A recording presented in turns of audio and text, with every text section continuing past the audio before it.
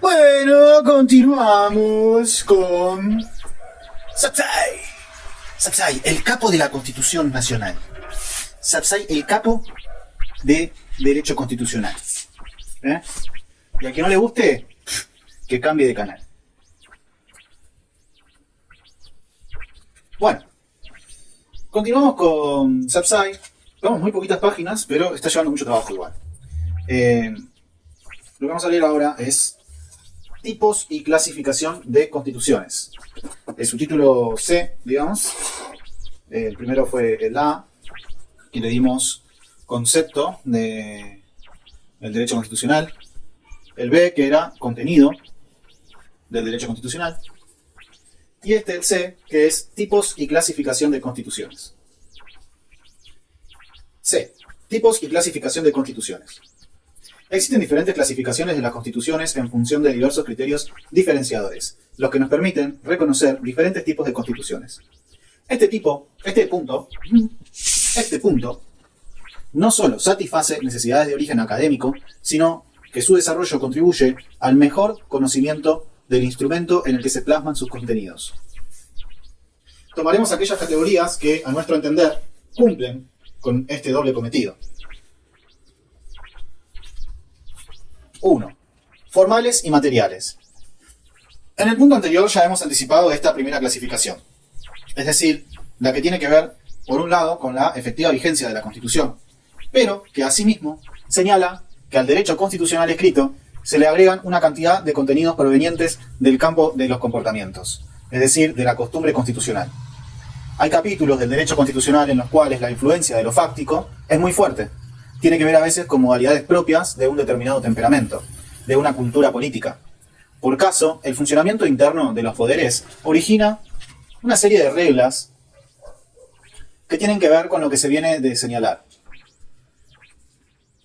El denominado derecho parlamentario, que define las modalidades que hacen el funcionamiento interno del poder legislativo, deriva de reglas escritas, pero también de acuerdo con las características que adquiere el trabajo dentro de las comisiones que integran el legislativo. Al alcance de determinadas potestades, el modo como se distribuyen los cargos directivos entre los diferentes bloques, entre muchas otras cuestiones.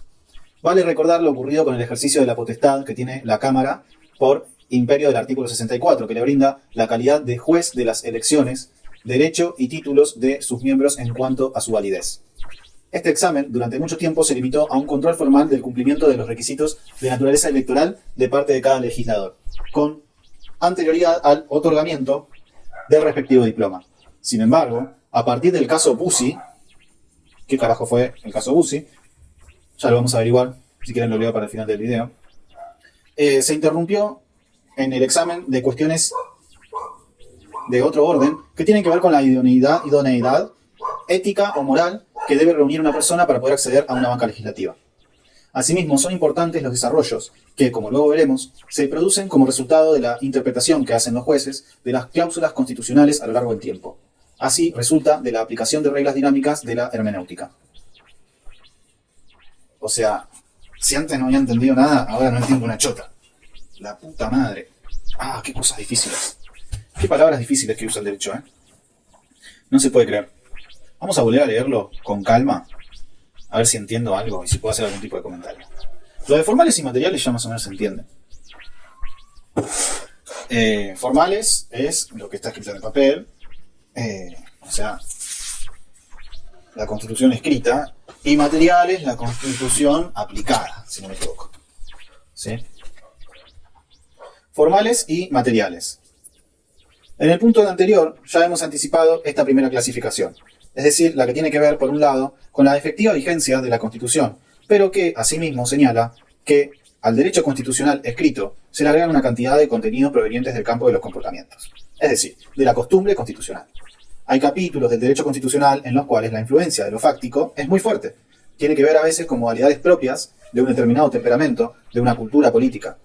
Por caso, el funcionamiento interno de los poderes origina una serie de reglas que tienen que ver con lo que se viene de señalar.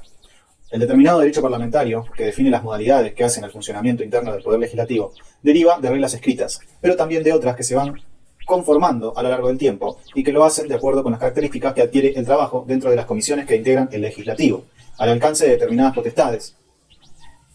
el modo en que se distribuyen los cargos directivos entre los diferentes bloques, entre muchas otras cuestiones.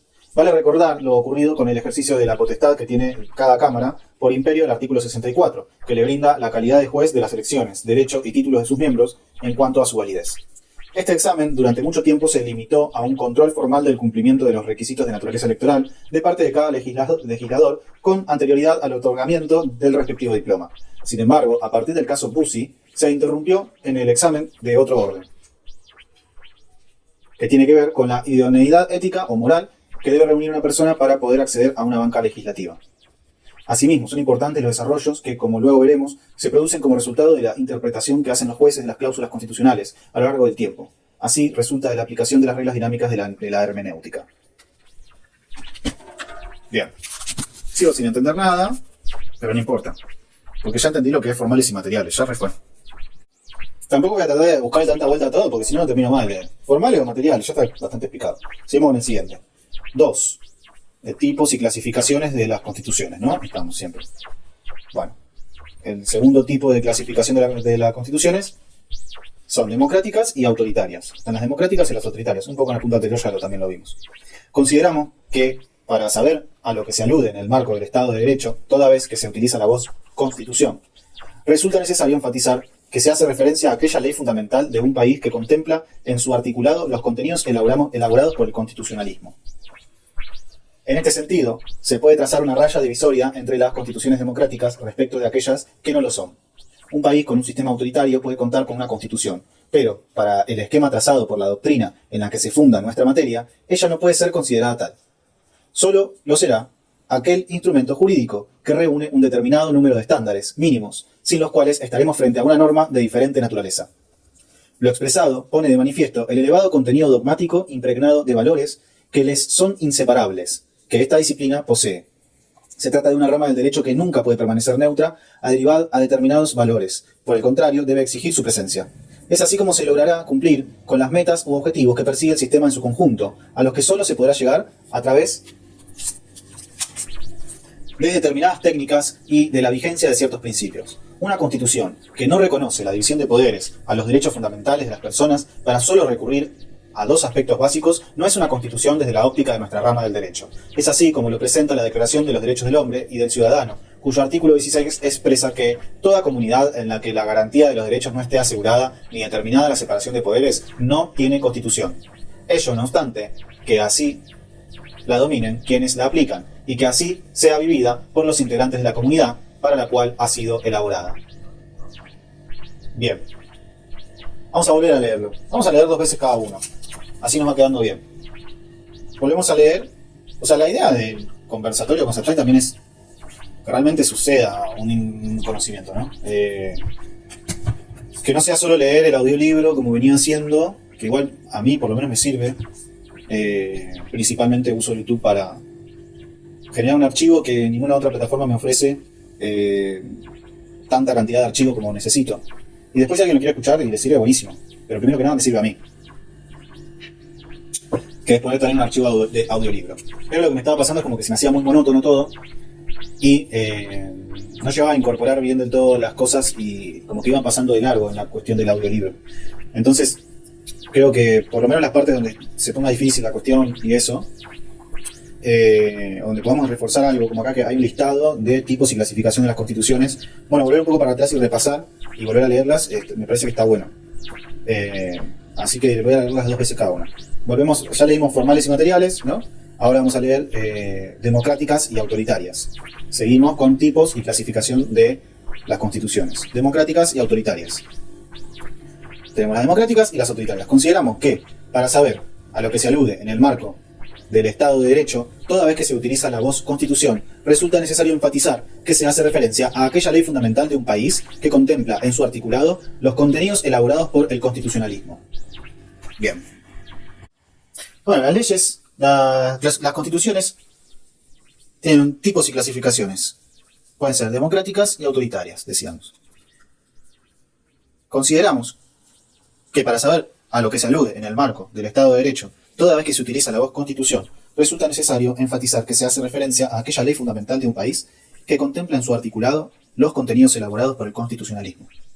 En este sentido, se puede trazar una raya divisoria entre las constituciones democráticas respecto a aquellas que no lo son.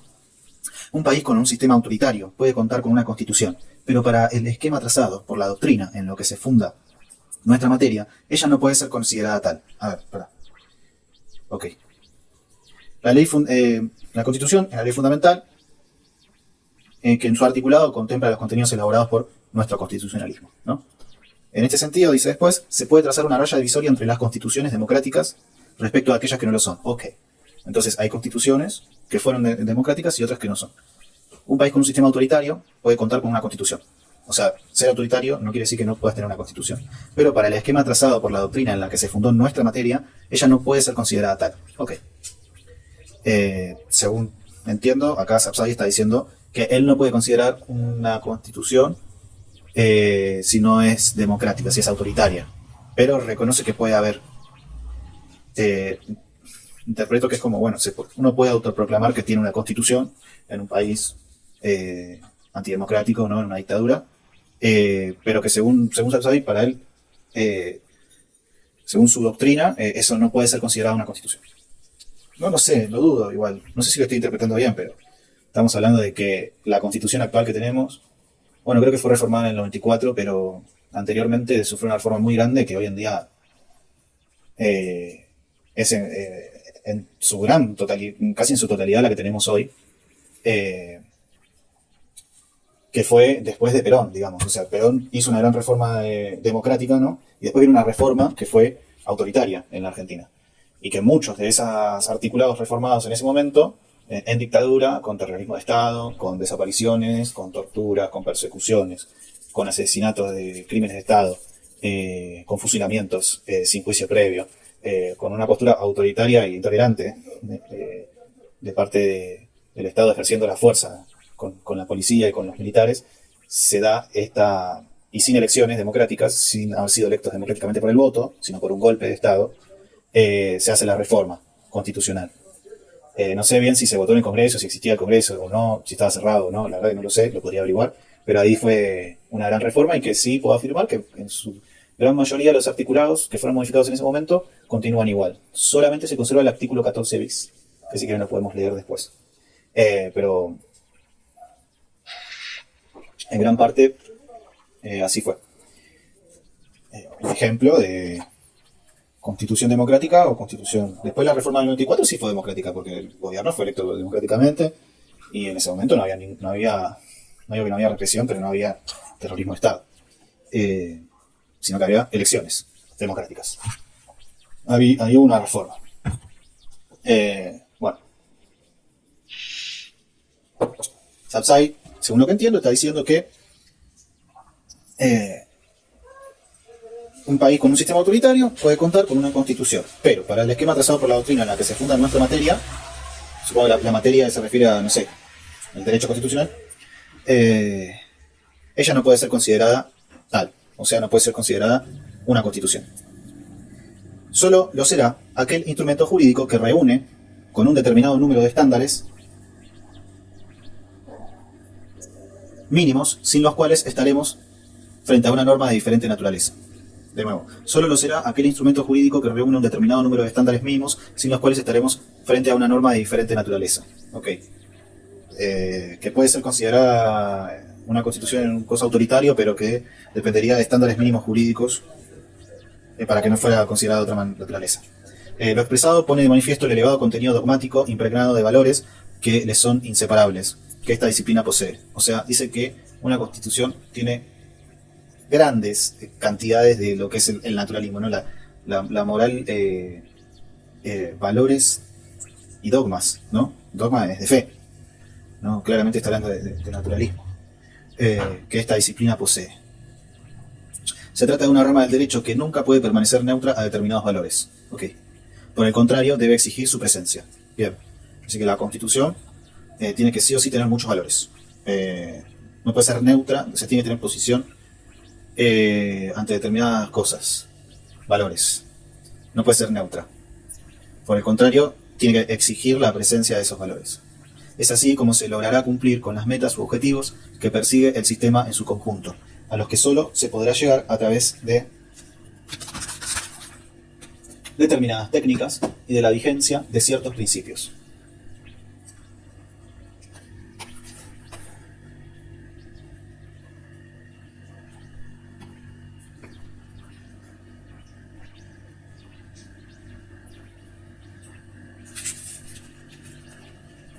Una constitución que no reconoce la división de poderes o a los derechos fundamentales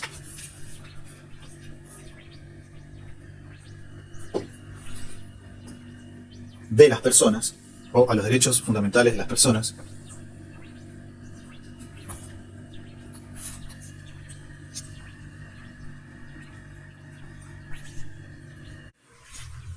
una constitución que no reconoce la división de poderes o a los derechos fundamentales de las personas para solo recurrir a dos aspectos básicos no es una constitución desde la óptica de nuestra rama del derecho. Es así como lo presenta la Declaración de los Derechos del Hombre y del Ciudadano, cuyo artículo 16 expresa que toda comunidad en la que la garantía de los derechos no esté asegurada ni determinada la separación de poderes no tiene constitución. Ok. Ello no obstante que así la denominen quienes la aplican y que así sea vivida por los integrantes de la comunidad para la cual ha sido elaborada. Ok. O sea, por más que los ciudadanos de ese régimen autoritario que vivan con esa constitución y apliquen,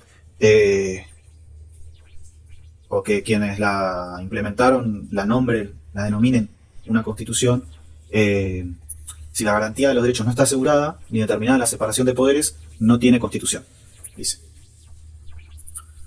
Bien, seguimos. Tipos y clasificación de las constituciones. Seguimos con escritas y no escritas. Otra clasificación sería. Escritas y no escritas.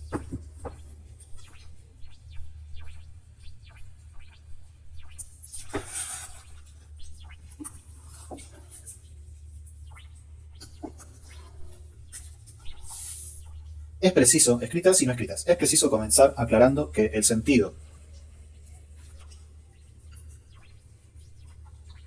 que se le da en la presente clasificación a la palabra no escrita de ninguna manera debe ser tomado como de modo literal, ya que de ser así no se ajusta a la realidad.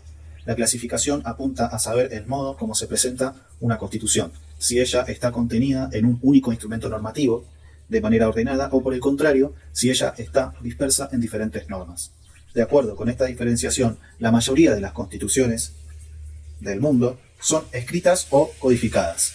El Reino Unido e Israel son las únicas excepciones entre los estados democráticos del mundo que poseen constituciones que están conformadas por diferentes normas que desarrollan los aspectos fundamentales de su organización. En el caso de Gran Bretaña, su primer documento de esas características es la Carta Magna de 1215. En estos casos, el número de costumbres constitucionales es mayor que en los países que tienen constituciones escritas. Este es probablemente el motivo que ha llevado a considerarlas no escritas. Dichas costumbres completan el marco constitucional al llenar las lagunas que él mismo puede presentar. Ok, puede haber constituciones escritas o no escritas. Según dice acá, las no escritas vienen de la costumbre y según dice en Inglaterra son tan piola que no necesitan escribir sus leyes. La concha de tu madre. Ingleses, hijo de puta. Y Israel también, bueno, no voy a opinar. Seguimos. Rígidas y flexibles pueden ser. Rígidas o flexibles. Esta clasificación diferencia a las constituciones en base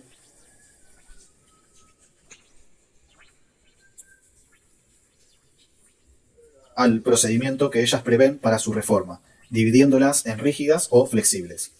Las constituciones son rígidas cuando su modificación debe llevarse a cabo de conformidad con un procedimiento diferente del que se utiliza para la sanción de las leyes, mientras que las flexibles pueden ser reformadas como una ley común. Las constituciones no escritas son necesariamente flexibles, ya que al encontrarse reunidas en diferentes leyes, su proceso de formación es el mismo, que se sigue para la sanción de cualquier norma similar. ¿Vamos de nuevo con eso?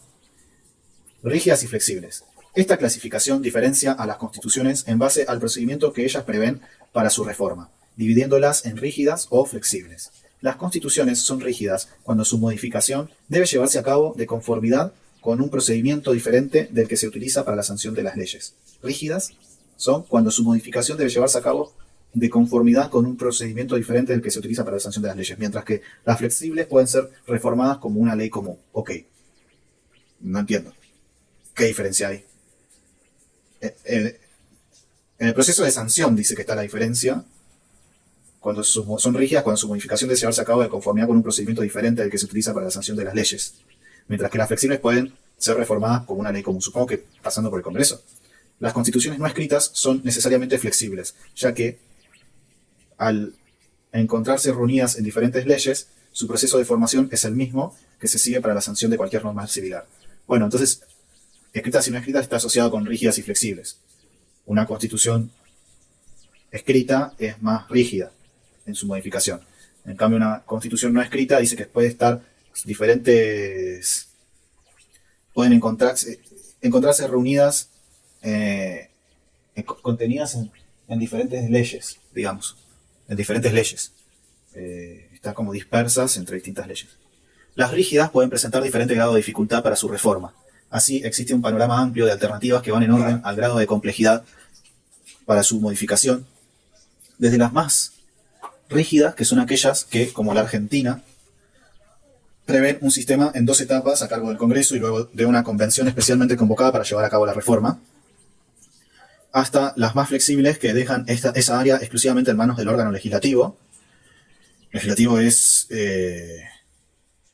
las cámaras de legisladores y de senadores, quien la realizará con un procedimiento especial o con una mayoría calificada o con ambas modalidades.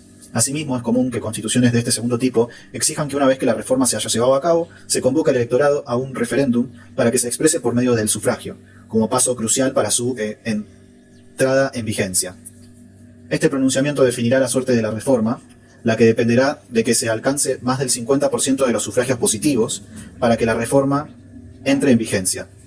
La Constitución argentina es un ejemplo cabal de gran rigidez, ya que su artículo 30 determina un procedimiento mixto en el que participan el legislativo y una convención. Además, entre estos 2 pasos se intercala el pronunciamiento de la ciudadanía que, a través del sufragio, elige a los convencionales constituyentes. Las constituciones europeas dejan en manos del Parlamento su reforma, las que, en mayoría de los casos, luego deben ser ratificadas por el electorado como último requisito para su entrada en vigencia.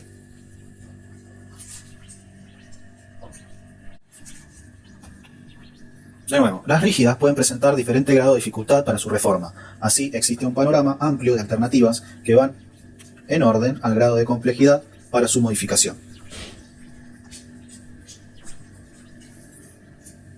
Desde las más rígidas, que son aquellas que, como la Argentina, prevén un sistema en 2 etapas a cargo del Congreso y luego de una convención especialmente convocada para llevar a cabo la reforma, hasta las más flexibles, que dejan esa tarea exclusivamente en manos del órgano legislativo, quien la realizará con un procedimiento especial o con una mayoría calificada o con ambas modalidades.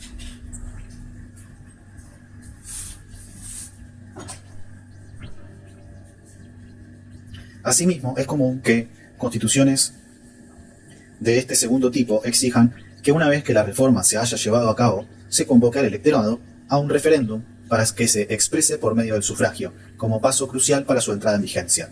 Este pronunciamiento definirá la suerte de la reforma, la que dependerá de que se alcance más de un 50% de los sufragios positivos para que la reforma entre en vigencia. La Constitución argentina es un ejemplo cabal de gran rigidez, ya que su artículo 30 determina un procedimiento mixto en el que participan el legislativo y una convención. Además, entre estos 2 pasos se intercala el pronunciamiento de la ciudadanía, que, a través del sufragio, elige a los convencionales constituyentes. Las constituciones europeas dejan en manos del Parlamento su reforma, las que, en la mayoría de los casos, luego deben ser ratificadas por el electorado como último requisito para su entrada en vigencia. En nuestro derecho público provincial encontramos ejemplos de constituciones con procedimientos de reforma menos rígidos, como es el denominado sistema de enmiendas, por el caso la CPBA, Constitución Provincial de Buenos Aires.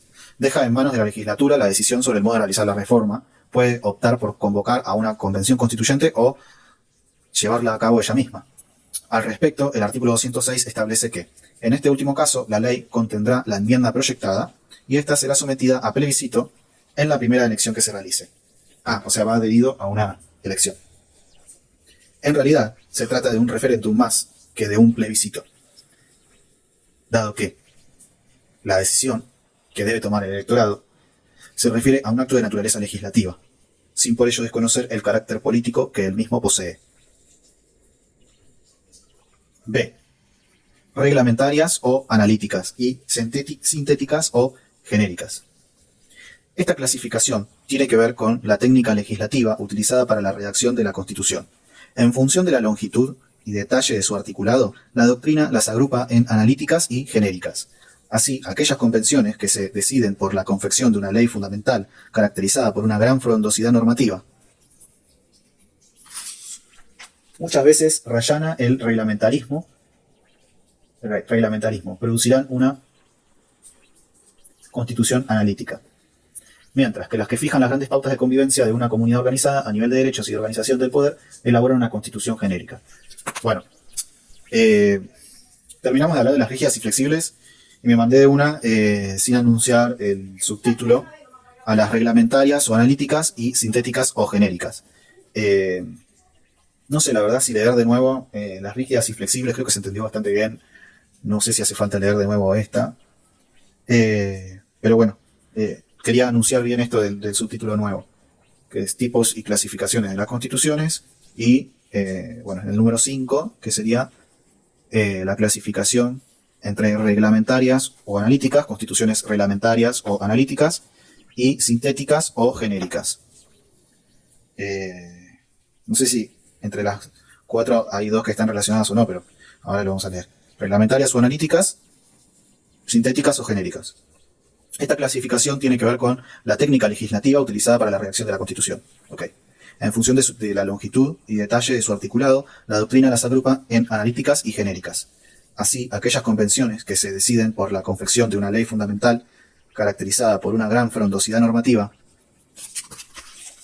muchas veces rayana el reglamentarismo, producirán una constitución analítica. A ver, de nuevo. Esta clasificación tiene que ver con la técnica legislativa, sí, utilizada para la redacción.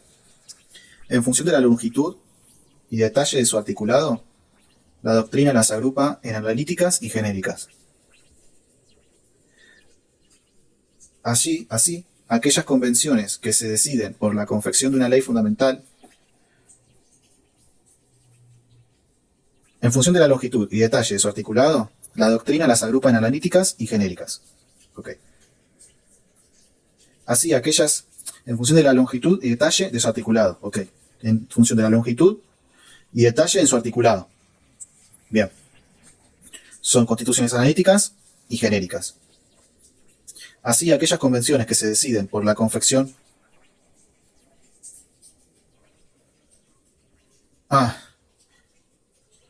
La clasificación esta de reglamentarias, analíticas, sintéticas o genéricas tiene que ver con la técnica utilizada en la redacción. Puede ser, por ejemplo, en el detalle de su articulado.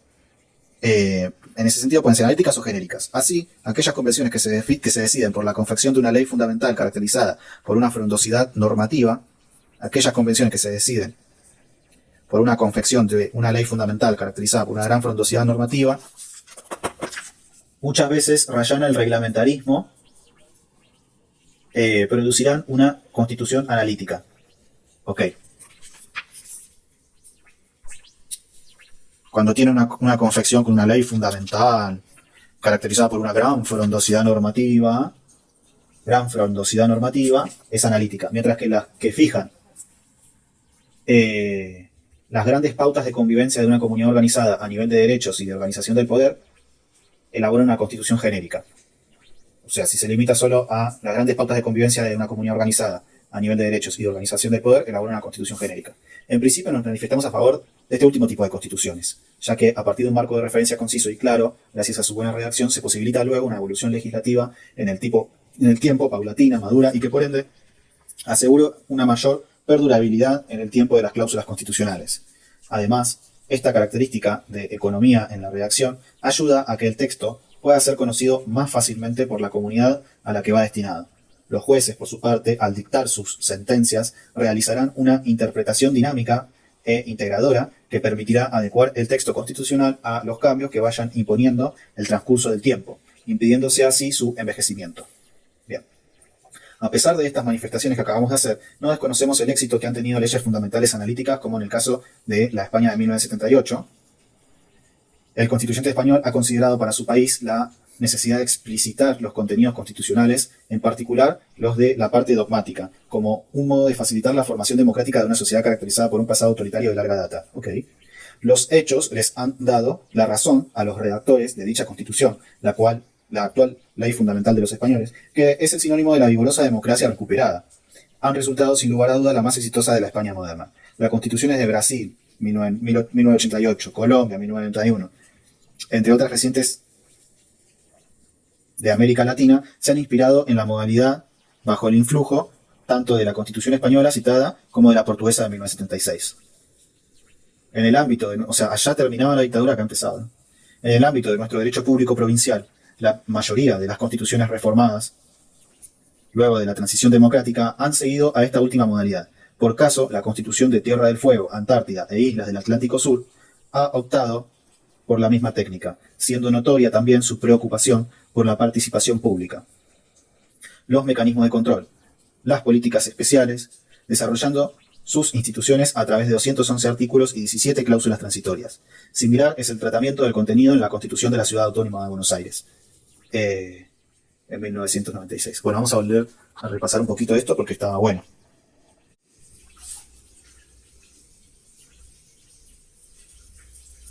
Bueno, decía que si tienen un montón de normas y qué sé yo, van a ser analítica. Mientras que si fijan las grandes pautas de convivencia de una comunidad organizada a nivel de derechos y de organización del poder, elaboran una constitución genérica. Y decía que la de Argentina era más bien genérica y que era lo ideal. Y después se puso a hablar un poco de la de los españoles, que también estaba buena, aunque era analítica, porque se había usado, en la época de los 70, de 1976-78, se había usado para formar a la población después de, para que quede bien explícito todo en cuanto a la sociedad a la que iba a afectar esa constitución, porque venían de una época de fascismo. Entonces, veían necesario que se explaye más que nada porque dice, explicitar los contenidos constitucionales, en particular la parte dogmática, como un modo de facilitar la formación democrática de la sociedad, caracterizada por un pasado autoritario de larga data. En el ámbito de nuestro derecho público provincial, la mayoría de las constituciones reformadas luego de la transición democrática han seguido esta última modalidad. Por caso, la Constitución de Tierra del Fuego, Antártida e Islas del Atlántico Sur, 1991, ha optado por la misma técnica, siendo notoria también su preocupación por la participación pública, los mecanismos de control, las políticas especiales, desarrollando sus instituciones a través de 211 artículos y 17 cláusulas transitorias. Similar es el tratamiento del contenido en la Constitución de la Ciudad Autónoma de Buenos Aires, del 1996. Bueno, hemos concluido el día de hoy con... Estas serían todas las tipos y clasificación de constituciones. El subtítulo C, ya lo leímos todo. Tipos y clasificación de constituciones. Teníamos las formales y materiales, democráticas y autoritarias, escritas y no escritas, rígidas y flexibles, reglamentarias o analíticas y sintéticas o genéricas. Y ahí estamos. Estas serían todas. ¿Sí? Formales y materiales, democráticas y autoritarias, escritas y no escritas, rígidas y flexibles, reglamentarias o analíticas y sintéticas o genéricas. Bien. Por hoy terminamos acá.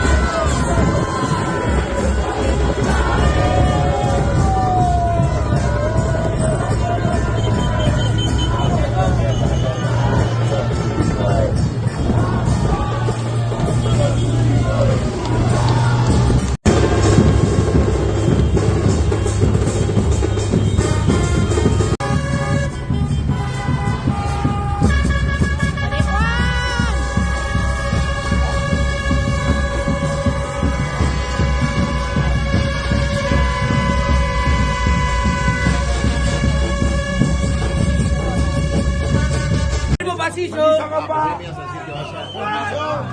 pasillo, abrimos pasillo, abrimos pasillo, abrimos pasillo,